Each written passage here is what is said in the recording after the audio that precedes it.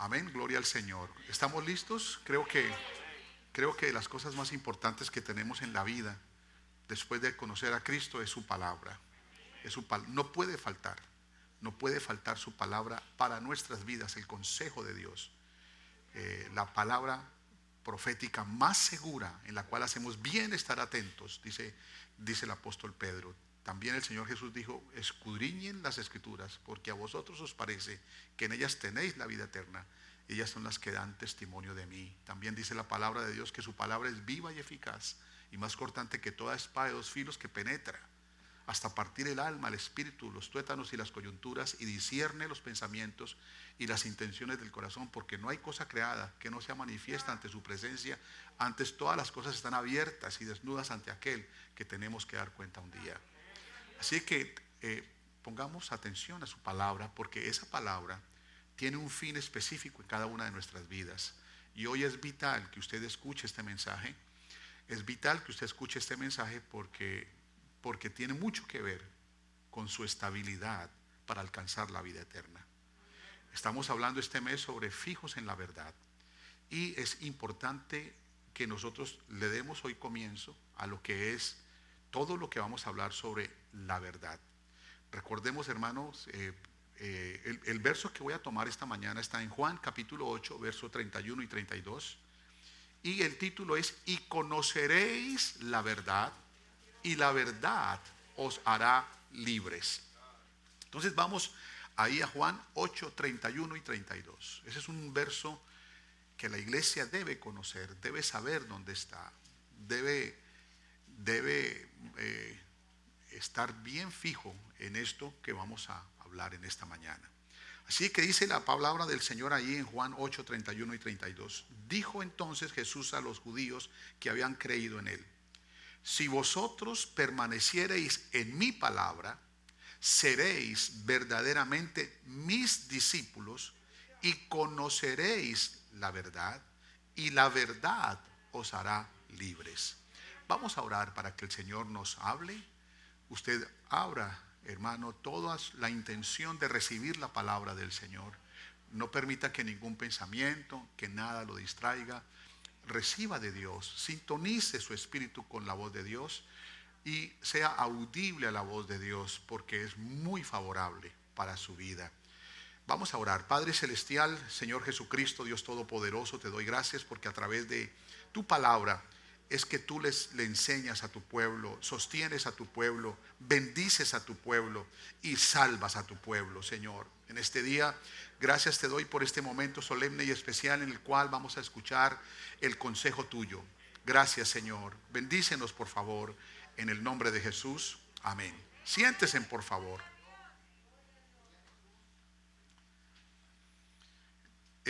Vamos a comenzar entonces esta mañana hablando sobre qué es la verdad. ¿Qué es la verdad? Puesto que nosotros tenemos que definir específicamente y perfectamente este término, sobre todo porque estamos dándole comienzo a todo un mes hablando sobre la verdad. Entonces, la verdad es un término difícil de definir. No hay un verdadero significado para ese término, pero la definición apologética dice: la verdad no es un sentimiento, ni tampoco es una idea. La verdad es el Señor Jesucristo y su palabra. Eso no hay una mejor definición que esta. La misma Biblia define la verdad con un nombre propio: Jesús. Juan capítulo 1 verso 9 dice: aquella luz verdadera que alumbra a todo hombre venía a este mundo. En el mundo estaba y el mundo por él fue hecho, pero el mundo no le conoció. A lo suyo vino y los suyos no lo recibieron. Mas a todos los que lo recibieron y a los que creen en su nombre les dio potestad de ser hechos hijos de Dios, los cuales no son engendrados de sangre, ni de voluntad de carne, ni de voluntad de varón, sino de Dios. Y aquel verbo fue hecho carne y habitó entre nosotros, y vimos su gloria, gloria como el unigénito del Padre, lleno de gracia y de verdad. Dice ahí, lleno de gracia y de verdad. Juan dio testimonio de él y clamó diciendo: este es de quien yo decía, el que viene después de mí es antes de mí, porque era primero que yo. Porque de su plenitud tomamos todos gracia sobre gracia, pues la ley por medio de Moisés fue dada, pero la gracia y la verdad vinieron por Jesucristo. Amén. Entonces esto es bien importante, hermanos, que nosotros sepamos que justamente el evangelio que fue escrito para la iglesia en su primer capítulo nos habla de la verdad, nos habla del origen de la verdad y nos habla de estar establecidos en la verdad bajo el plan de salvación que el Señor le entregó a todos, incluyendo judíos como gentiles, a todo el mundo. Entonces esto es bien importante que nosotros lo sepamos. Un creyente debe tener dos valores. Un creyente debe tener dos valores. Valor número uno, definir su identidad. ¿Quién es? ¿Quién es y en qué ha creído? Eso es básico. Eso es fundamental para su futuro, para su salvación. ¿Quién es usted? ¿Y en quién ha creído? ¿O en qué ha creído? ¿Sí? Nosotros tenemos que saber que somos hijos de Dios. Amén. Nosotros somos hijos de Dios por adopción. Fuimos adoptados hijos suyos, pero también por creación. Es decir, hemos sido creados como hijos de Dios por el nuevo nacimiento. Entonces, nosotros somos hijos del Dios Todopoderoso. Él es un padre y no hay mejor padre en el mundo que Él. Amén. Por eso nosotros no tenemos por qué desconfiar. Nosotros no tenemos por qué temer. Nosotros no tenemos por qué justamente afanarnos. No os afanéis, dijo el Señor, por qué comer o por qué vestir. No se afanen por eso, porque si el Señor cuida de una manera tan especial a las aves del campo, a los lirios del campo, nosotros siendo hijos de Dios, ¿cómo el Señor nos va a desamparar? ¿Podrá un padre rico, muy rico, dejar que sus hijos aguanten hambre estando en su casa? De ninguna manera. Ahora, si el hijo se va de la casa, obviamente pues por allá va a aguantar hambre, como le pasó al hijo pródigo, ¿verdad? Pero cuando volvió, ahí estaba su provisión, ahí estaba todo lo que su padre tenía para él. Digan gloria a Dios. Entonces, este Padre nuestro, usted no tiene por qué estar ansioso por nada. Hay personas que viven con cierta ansiedad y preocupaciones. Me voy a enfermar, me van a quitar el trabajo, me van a deportar. Usted deje de pensar, de temer, porque usted ya es hijo e hija de Dios. Eso se llama identidad. Y lo único que usted tiene que hacer es estar en su Padre, con su Padre, en su casa con su Padre. Amén. ¿Para qué? Para que su Padre le dé todo lo que usted necesita, para que usted esté bajo la cobertura. El hermano lo leyó: al que habita el abrigo del Altísimo morará bajo la sombra. No se salga de esa sombra, permanezca ahí. Eso tiene que ser, eso se llama identidad. Amén. Ahora, ¿en qué ha creído? Eso es lo otro, ese es el otro valor que cada uno debe tener, debe reconocer en sí mismo. En eso no debe fluctuar usted. En eso no debe usted ser movido. Usted tiene que ser inconmovible en lo que ha creído. ¿Cuáles son sus bases? ¿Cuáles son sus fundamentos? Usted tiene que estar sólido en eso. Y nosotros, justamente, aquí es lo que nosotros hemos. Gracias, dele muchas gracias al Señor, porque el Señor lo puso en el camino de la verdad. Amén, en el camino de la verdad. Mire, esto es bien importante que lo sepamos. Jesús dijo en Juan 14:6, Jesús les dijo: yo soy el camino y la verdad y la vida. Es decir, que ya el Señor te puso por el camino de la verdad y de la vida. Entonces quédese ahí. Eso es lo que usted tiene que preocuparse, hermano. Esto es bien importante lo que estoy hablando. ¿Por qué? Porque esto nos hace sólidos. ¿En qué? En que permanezcamos, como lo dice ahí, en esto, en la verdad y en lo que tiene que ver con nuestra salvación. Ahora, así de que es bien importante. Le voy a decir algo, hermanos. Esto es bien importante saber que la verdad es conocer a Jesús y conocer su palabra. Eso es lo que hace a un creyente estar firme, estar estable, estar inconmovible. Conocer al Señor Jesús como su Señor, su Dios y su Salvador, y conocer su palabra. Que nadie te mueva de ahí. Que nadie nos mueva de ahí. Eso hay que agradecérselo al Señor. Mucho. ¿Por qué? Voy a decir dos cosas. Primero, ¿usted sabe cuál es el pecado más común o más abundante en el mundo entero? La mentira. Y la mentira es lo opuesto a la verdad. Es decir que, piénselo bien, mire bien, el pecado más abundante que hay es ese. Es que los pueblos, las personas, los pueblos, las gentes, todo el mundo practica la mentira. ¿Por qué predican la mentira? ¿Por qué se practica tanto la mentira? ¿Por qué? Porque justamente hay una oposición hacia la verdad. Todo lo que no sea verdadero pertenece a lo falso, a lo engañoso. Y obviamente quiero decirles a todos ustedes que si usted no permanece en esa estabilidad, en el Señor Jesús y en su palabra, usted corre mucho peligro. Usted tiene que defender ese. Es decir, si usted tiene que tener un cuidado,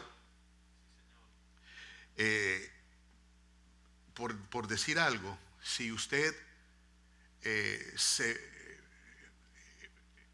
no le ha pegado el COVID y usted comienza a andar sin máscara y a meterse entre la gente, entonces lo más seguro es que usted se contagie. Es lo más seguro. Entonces, ¿qué tiene que hacer? Bueno, usted es vulnerable a ser afectado por ese virus. Usted es vulnerable. Somos vulnerables a ser desestabilizados de la verdad, a ser engañados. De hecho, todos los escritores del Nuevo Testamento, todos advierten que nuestra fe, la verdad, está en peligro en su vida y en mi vida. Entonces, aquí es bien importante que sepamos.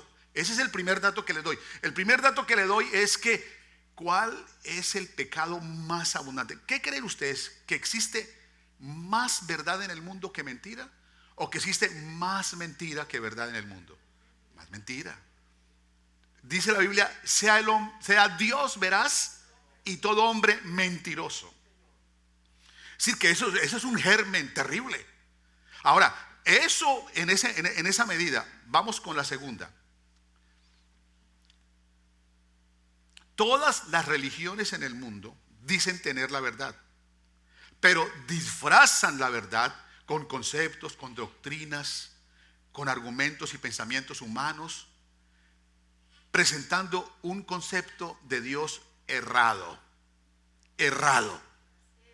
Según el filósofo y autor del libro Everything Words Religion, ese hombre se llama Kenneth Schuller, es un libro. Dice, en todo el mundo existen actualmente 4.200 religiones vivas e innumerables religiones ya extintas, es decir, ya no existen, ya no las profesan, innumerables. Ahora, nomás en Etiopía habían 5.000 religiones en un tiempo. 5.000 en solo un país. ¿Cómo sería eso? Así que no hay forma, en este momento hay 4.200 religiones vivas que gente profesa esa religión. Y no hay forma de determinar ese número, claro, con exactitud. Pero la estimación de Schuller es la más aceptada a nivel mundial. Vamos a poner, por ejemplo, una de las principales en nuestro medio. Los testigos niegan la deidad de Cristo. Según su teología, Jesús es el arcángel Miguel. que se convirtió en un hombre, murió en una estaca, no en una cruz, en una estaca, dicen ellos, resucitó en un cuerpo espiritual invisible y regresó a los cielos para volver a ser un ángel. Eso dice el Atalaya de mayo 15 de 1963, la página 307, en el Nuevo Mundo. Lo sacaron de la página 284 de su Biblia. Ahí hay algo. Ellos tienen una cantidad de adeptos en el mundo, en todos los países, y todos creen eso. Sí, esa no es la verdad. Esa no es la verdad. Así que, ¿y cuántos creen? Ahora, vamos a la siguiente. La religión tradicional y los cristianos trinitarios dividen a Dios en tres. Dios es una trinidad de personas, Padre, Hijo y Espíritu Santo. Dice que los tres son tres personas diferentes entre sí, pero los tres son eternos, son divinos, son omniscientes, pero cada uno con su propia voluntad. Eso no es cierto. Eso es mentira. Esa no es la verdad. Ahora, de ahí mismo, usted y yo salimos de allá quizás, y usted se ha dado cuenta, hermano, que el hombre no puede hacer nada, absolutamente nada humano, ninguna acción física, ningún culto nuestro puede suplir la paga de nuestro pecado. Solo Jesús, por su gracia. Amén. Y usted puede darse cuenta que hay, hermano, personas todavía, usted lo ve, yo lo he visto, todavía están de rodillas. En esos días en México, justamente estaban todavía gente yendo de rodillas, pagando indulgencias por sus pecados. Hermano, eso es mentira. Eso no es verdad. Cristo pagó por nuestros pecados. Eso que esa persona hizo, eso no es cierto. Entonces, miren bien, hermano, que el mundo, ¿cuántas personas están? Por eso es importante lo que vamos a hacer hoy aquí con el país de México, porque ese país, hermano, está lleno de engaño, de idolatría, de mentira. La idolatría es una falsedad. Hermano, eso es grande. ¿Pero qué? Nosotros, la iglesia, sabemos la verdad, porque sabemos quién es Jesús y qué dice su palabra. ¿Amén o no? Mire otra. Los mormones, de acuerdo a su teología, dicen el Dios de la tierra es solo uno de muchos dioses. Dice Brooke McConaughey en la doctrina mormona de la página 163.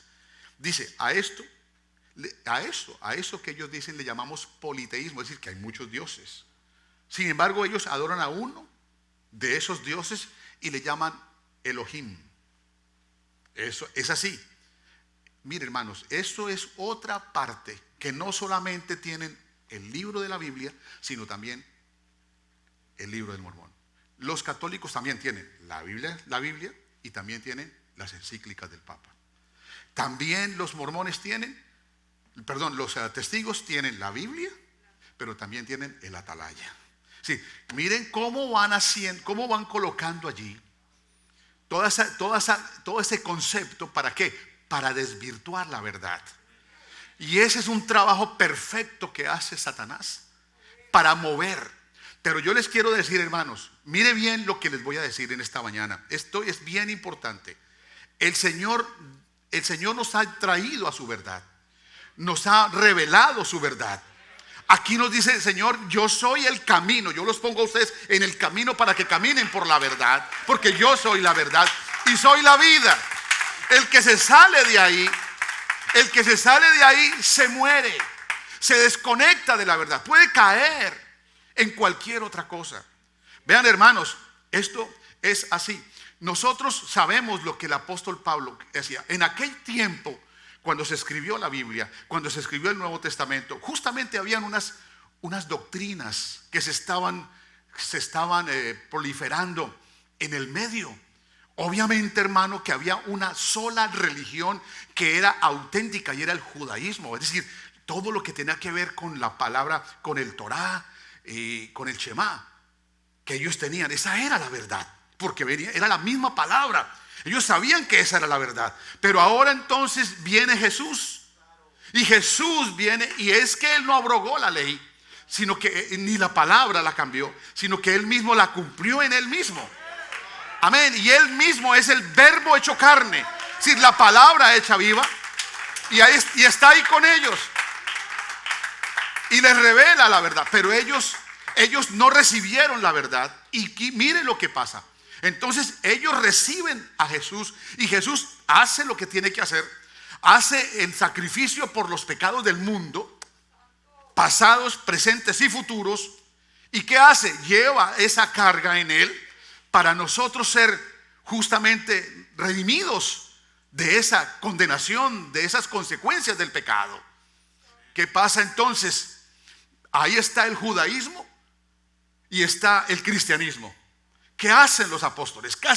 Pedro casi cae enredado en eso, porque él quería entonces que los cristianos también se judaizaran. Y entonces Pablo es el que se da cuenta de que no debe ser así, que ya el cristianismo tiene justamente, es un nuevo pacto que el Señor ha hecho. Aleluya. Y que ese pacto es nuevo, y que ya lo viejo pasó, ya no es más. Pero Pedro quería traer otra vez esto. Y entonces también el apóstol Pablo inclusive habla en el libro de Gálatas, porque ahora, hermanos, otra vez, claro, piénsenlo. Si pensamos en que Dios tiene dos pueblos sobre la tierra, el pueblo de Israel y el pueblo y la iglesia, entonces ¿cuál de los dos tiene la verdad? Si los dos no están unidos, si los dos no están concentrados, entonces ¿quién tiene la verdad? ¿O el judaísmo o el cristianismo? Eso es lo que se puede pensar. Pero el apóstol Pablo lo arregló muy bien. El apóstol Pablo dijo: no, Jesús es el cumplimiento de la ley. Y Pedro lo dijo: y en ninguno otro hay salvación. ¿A quién se lo dijo? A los judíos. En ninguno otro hay salvación, porque no hay otro nombre dado a los hombres bajo el cielo en el cual podamos ser salvos. Es decir, que la verdad es solamente Jesús, y estaba para ellos y para nosotros. Así de que la pregunta es: ¿cómo se salvan los judíos? Pues los judíos se salvan solamente entregándose a Jesucristo. Solamente por Jesucristo se salvan las vidas, por Jesucristo se salvan las personas. En ninguno otro hay salvación. No hay salvación sino a través de Jesucristo y su sacrificio en la cruz del Calvario. Esa es la gran verdad. Entonces Jesús tuvo algo interesante y dijo lo que leímos. Dijo entonces Jesús a los judíos que habían creído en Él. Entonces habían unos que no creían, otros que sí creían. El que cree tiene esperanza. Claro, tiene la salvación, porque se apega al Salvador del mundo, que es Jesús. Pero el que no cree no tiene esperanza, le espera la muerte eterna. Ahora, aquí es importante entonces que nosotros sepamos que nuestro oír a la palabra, creer a la palabra y obedecer a la palabra es básica para nosotros, para que tengamos estabilidad. ¿Por qué, hermanos? ¿Por qué? Porque nosotros tenemos la palabra fe, y la palabra fe es oír, creer y obedecer la palabra de Dios. Entonces eso se llama fe, y esa fe es la que nosotros viviremos por la fe. El apóstol Pablo lo dijo en Romanos 1:16: no me avergüenzo del evangelio, porque es poder de Dios para salvación al judío primeramente. Oiga, hermano, el evangelio es para los judíos. Por eso el Señor lo vino a predicar a los judíos, para que ellos se salvaran. El que no reciba el evangelio, hermano, está condenado. Y los que no se metan en esa forma. Entonces él dijo al judío primeramente y luego al griego, porque en el evangelio la justicia de Dios se revela por fe y para fe, como está escrito: más el justo por la fe vivirá. La fe es, hermano, justamente conocer al autor de la fe y creer en su palabra. Eso se llama fe, hermanos. Y el justo por la fe vivirá. Bendito sea el nombre del Señor. Entonces, ¿qué espera Dios? El Señor espera que dos cosas, hermano. Él busca dos cosas: gente que le crea su palabra Y los que lo crean, busca adoradores que lo adoren en espíritu y en verdad. Entonces, hermanos, esto es tan claro, esto es tan diáfano para todos nosotros, que nosotros tengamos muy en cuenta que nosotros corremos peligro.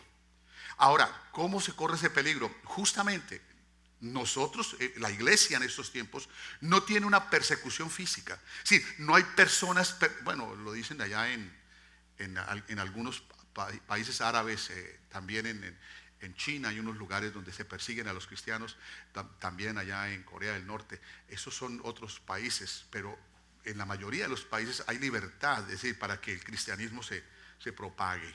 Ahora, nosotros no tenemos en nuestro medio y en toda esta América, no tenemos ese problema. Nosotros tenemos ese otro problema. Tenemos otro enemigo, y es la falsa doctrina. Es decir, lo que se puede llegar. Ahora, se puede llegar. El Señor envía su palabra para que los hermanos, para que los que están en Él se permanezcan firmes, permanezcan en el camino, en la verdad y la vida. No se muevan de ahí. El que se salga de ahí tiene un peligro, hermano. Primero, porque Satanás lo va a engañar con otra doctrina.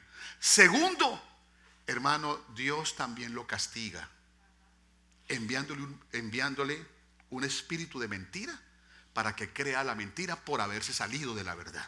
Entonces, como pastor me corresponde hablar con ustedes, decirles que no se muevan de lo que han creído y en quién han creído, que se queden firmes donde están, hermano, que no se vaya, no lo vaya a hacer.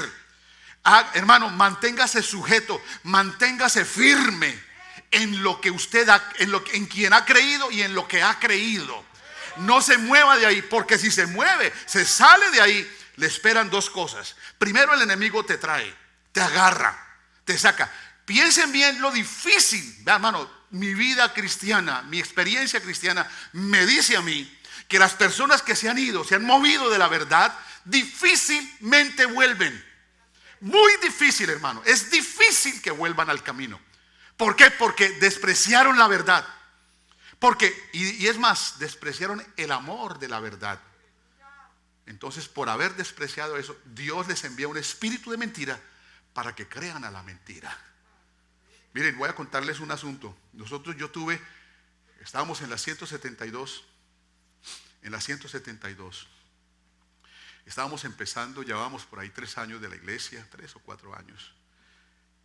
Era un local pequeño. Y ahí llegó un día, hacíamos ayuno, creo que era el martes o el jueves, algo así. Ayunábamos, teníamos la puerta abierta y personas entraban. Recuerdo que entraron, no olvido, porque en ese lugar entraron 2 personas que me dejaron marcado mi vida. Número 1 fue una mujer que entró con 2 niñas, y ella estaba embarazada, con una terrible situación.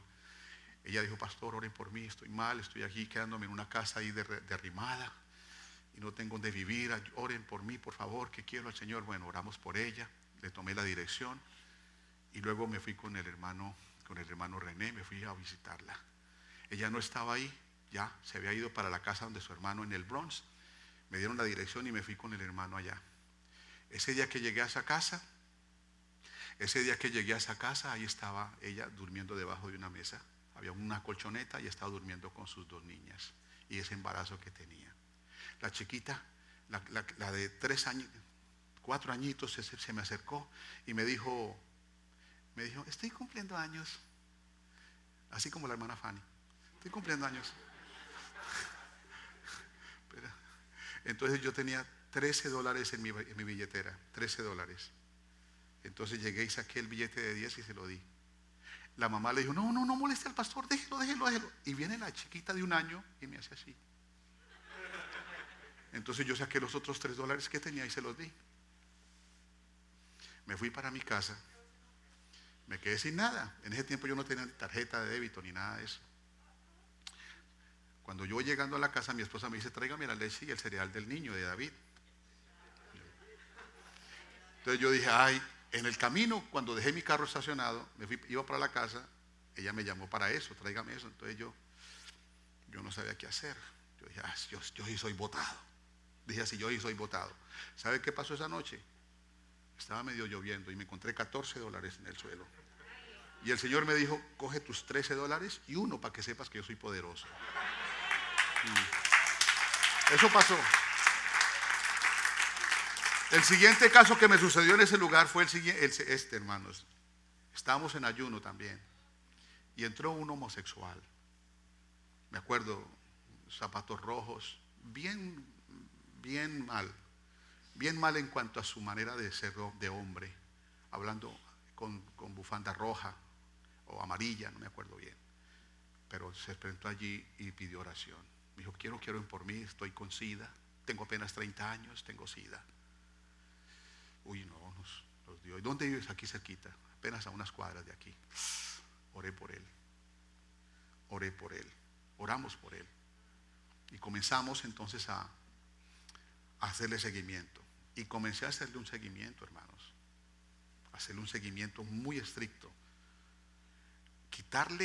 Bajar a una persona de ese espíritu es muy difícil, solo con ayuno y oración.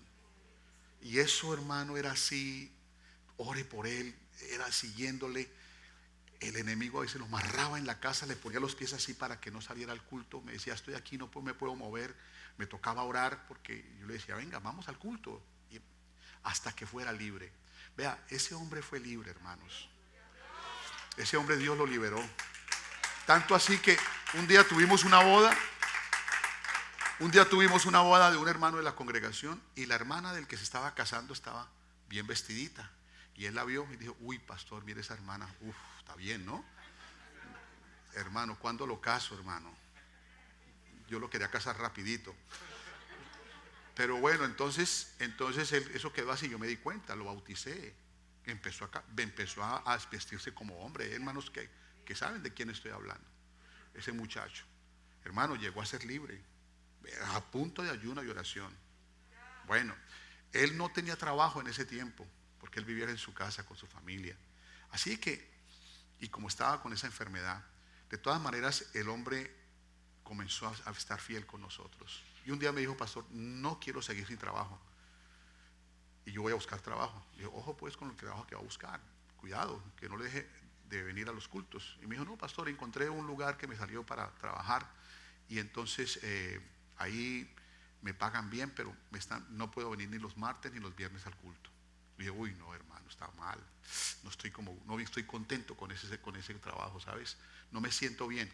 Así le dije yo así. Pero él, sin embargo, no me hizo caso. No, pastor, tranquilo, que yo voy a seguir bien, ¿qué tal? Me lo prometió, porque a veces los hermanos no escuchan la voz del pastor, ni el consejo del pastor. Prefieren hacerlo a su manera. Pues él lo hizo a su manera. Pero yo nunca me imaginé que el cachier donde él iba a trabajar estaba al frente de una discoteca gay. Justo al frente, hermanos. Así que él trabajaba aquí y al frente estaba la tentación. Él tenía que haber dejado ese trabajo inmediatamente. Eso fue, ¿quién le dio ese trabajo? El diablo. ¿Para qué? Para sacarlo. Lo tenía que sacar de alguna manera. Entonces, claro, yo ya empecé a preocuparme. Ya no venía a los cultos, ya no venía, ya cambió y comenzó las cosas a cambiar. Claro, dejó de congregarse, comenzó a salirse. Hermano, se salió, se perdió. Cuando comienzo, hermano, después empiezo a preguntar por él.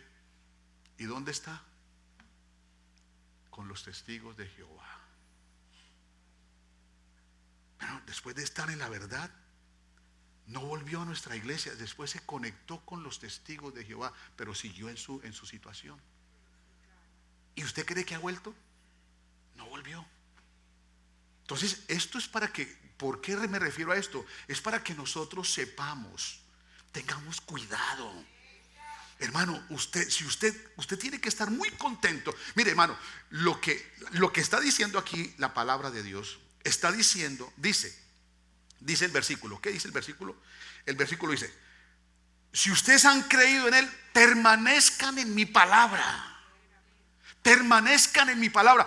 Escuchen mi palabra, pero mi palabra verdadera.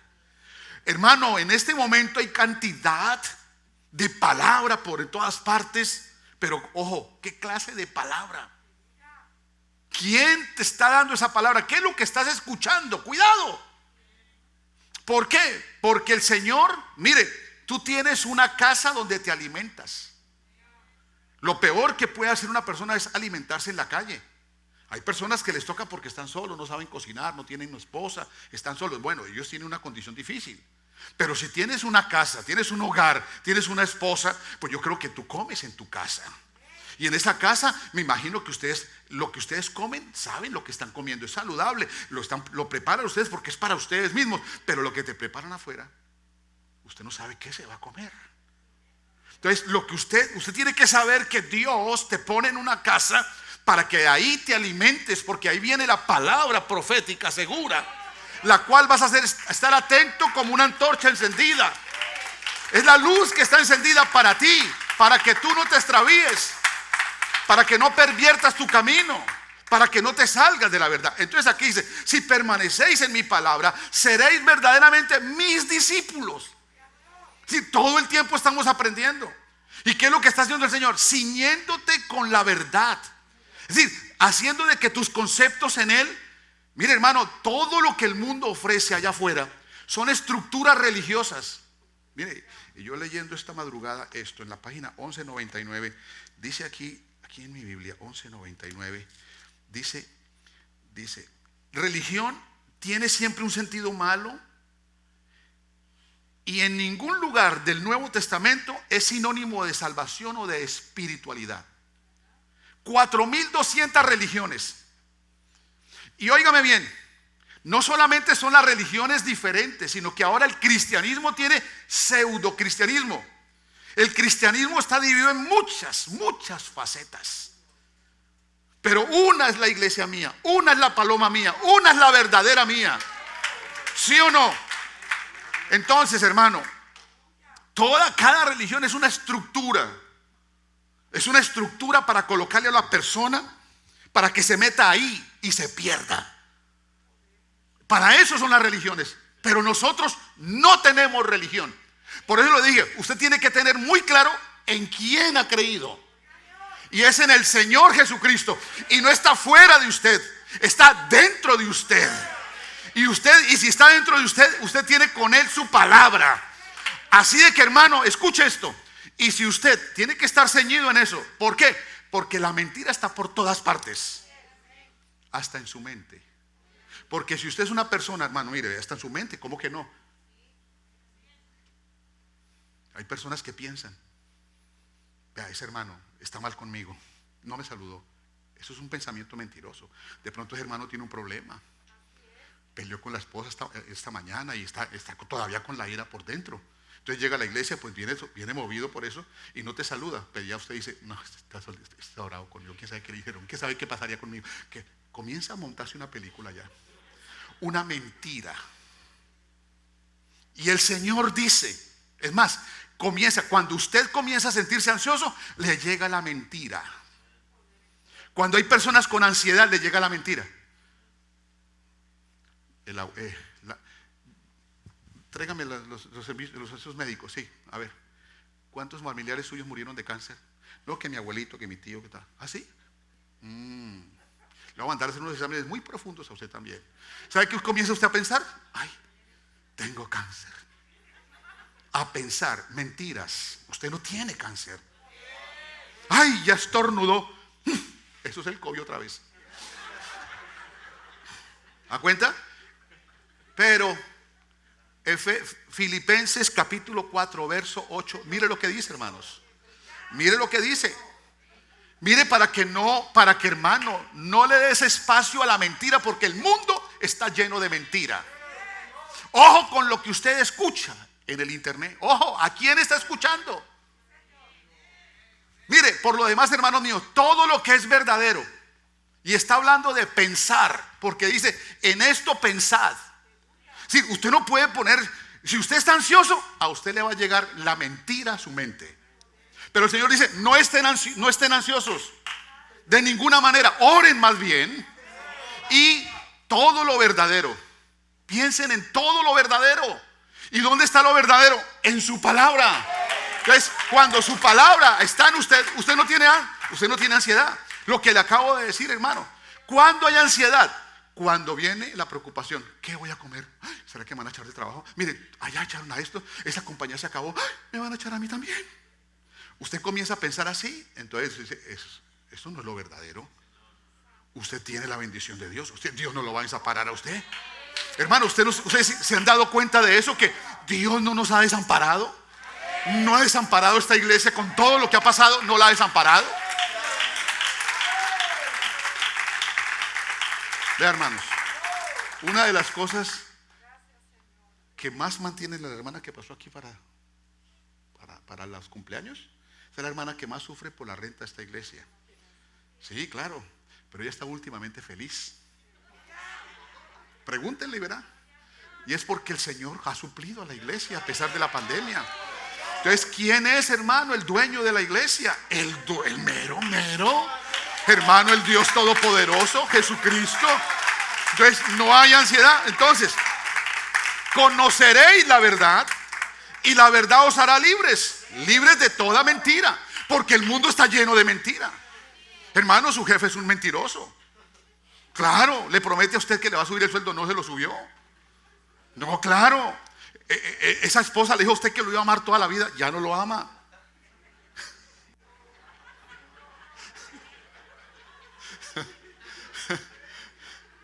Sí, hermanos, eso es verdad. El único que no miente es Jesucristo.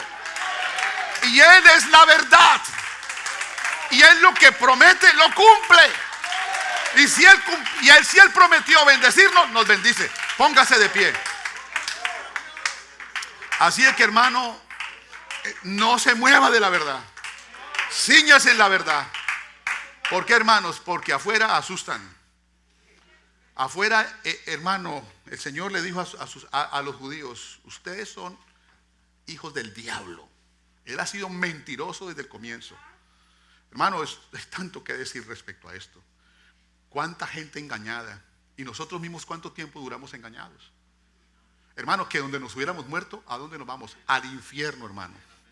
Al infierno se va la gente que no conoce la verdad. Y nosotros tenemos esa misión de mostrar la verdad, de que conozcan la verdad, porque la verdad es lo único que hace libre a la gente. Vamos a orar, hermanos, vamos a orar. Ponga sus manos, levante sus manos. Aquí vamos a orar por estas personas que piden aquí en esta mañana oración. Padre,